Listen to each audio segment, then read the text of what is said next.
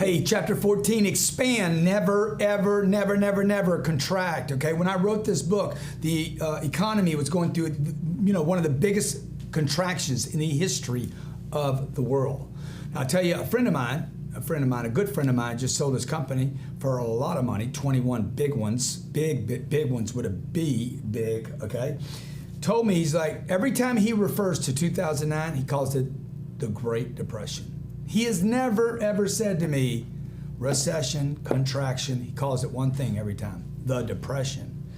When I was writing this book, we were still coming on the other side. We weren't out of yet this major economic contraction. By the way, I still don't think we're out of it now. We just hadn't paid the price of it. During major economic contractions, the world, your friends, your neighbors, competitors, everyone around you becomes convinced to reduce, save, to be careful and cautious, okay? Everything becomes a contraction. Everything goes into an agreement on this contraction. This thinking then guarantees one thing. You will never, ever get what you want. Contracting is a retreat. It violates the concept of the 10X rule. Remember the four actions? Nothing, retreat, average, bam, okay? You know you're gonna have a contraction. When you have a contraction, everybody wants to go backwards. But if you study the people that make the big bang, study the people that have grown the most in the last 7 or 8 years, they took the contraction, and because they had done 10X before the contraction, they were now in a position to go acquire, to go advance, to go improve their situation on this planet.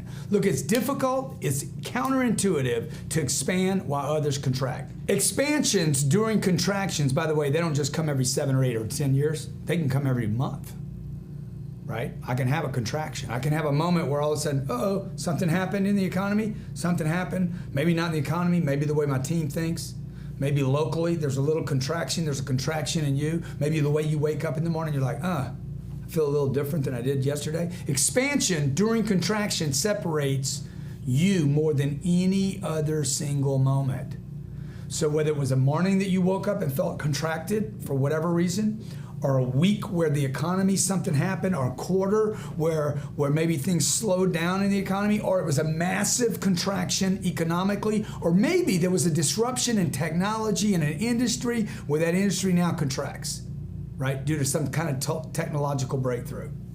For instance, right now, as I shoot this, we have the release of technologies like Meerkat and Periscope. And there's no way those expansions of new technologies is not sucking something away from Facebook and YouTube. It's impossible. I only had so many eyeballs yesterday. New technologies come up, they start grabbing those eyeballs. There's got to be an effect on these other technologies. This is a theory of mine, but certainly TV had to get hit. Somebody had to get hit, radio. Somebody's watching. When I'm watching a Periscope right now, a live stream, I'm not watching TV. I'm not watching Grant Cardone TV. I'm not watching this. When I grab your attention with this, tell me I didn't rob you, steal you, take you from some other form of medium. Certainly, okay? So the point I'm making is this. Disruption or technology can actually disrupt the flows, right? That we always have this thing going on. This change is always happening. See, the only reason things don't work is not because people challenge you. It's because you didn't stick with that thing long enough into expansion, right? It's not because you had a contraction. The contraction's the moment you want to move. It's counterintuitive completely. Your husband, okay? They're gonna all think you're crazy. What are you doing? The world is coming to an end, and you want to take a risk. Yes. Yes, I want to expand because everybody else has left the field. I want to go win the game because defense has gone. They backed up 20 yards, advance the ball. You understand? You never want to blindly follow masses. Look, it's so intuitive. Oh, everybody's buying a house. Let's go buy one. Everybody's going to the stock market. Just imagine all the sheep. They're going right over the edge. That's what happens every time. But everybody wants to follow the masses, right? Everybody moves this way and everybody wants to go that way. It's kind of a natural thing to want to do. It's the wrong thing to do, though.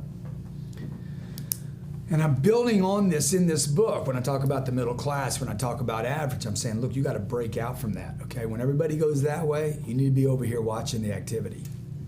They're going the wrong way, okay? Just study history. Masses of people always go together to their death, Almost always, okay?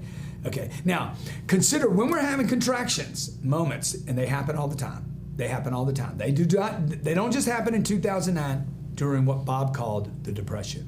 Even more than money, during these periods, you must expand with energy, particularly energy and creativity and persistence. When that collapse happened, when the Depression happened, it's not money I put at risk.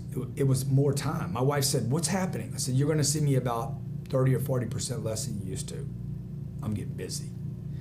"Oh my God, how can you work anymore?" "Oh, I will. Okay, I will, because this is a moment. So what? I've been working 8-hour days, 9-hour days, 10-hour days. I'm gonna add 40% to my day. I'm gonna go to a 14-hour day right now." Everybody else is gonna say what? "There's no reason to go to work. There's no business." So I'm gonna go capitalize on the retreat of others. You get it? It's brilliant. It's counterintuitive. It's what all great soldiers do. It's all great business people do. It's what all great providers do. Okay, it's what the courageous do. They go into the fire, man.